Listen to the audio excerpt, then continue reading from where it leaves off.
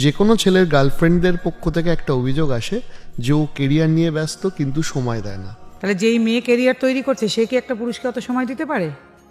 আক্ষরিক অর্থে যেই মেয়ের কেরিয়ার আছে, যেই মেয়ে কেরিয়ার ওরিয়েন্টেড, সেও কিন্তু কোনো পুরুষ মানুষকে অত সময় দিতে পারে না, এবং তার এসব ভাবার সময়ও নেই। একটা প্রেশার সবসময় থাকে, সেটা হচ্ছে যে ভালো কেরিয়ারও তৈরি করতে হবে, তোমাকে ভালো কেরিয়ার করতে হবে, তোমার ড্রেসিং সেন্স দারুণ হতে হবে, তোমার সেন্স অফ হিউমার খুব ভালো হতে হবে, তুমি খুব ভালো ফ্যামিলি থেকে বিলং করতে হবে, তোমার পারলে টাকা পয়সা প্রপার্টি কত কী আছে সেটাও ভালো হতে হবে, সব তোমার হতে হবে।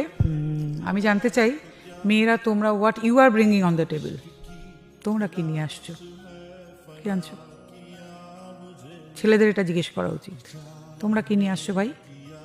মুশকিল হচ্ছে ছেলেরা একটা মেয়ে পেলে এমন হয়ে যায় এগুলো জিজ্ঞেস করতে সব ভুলে যায়, তালগোল গল্প পার দিয়ে যাচ্ছে, এখানে খুব গন্ডগোল।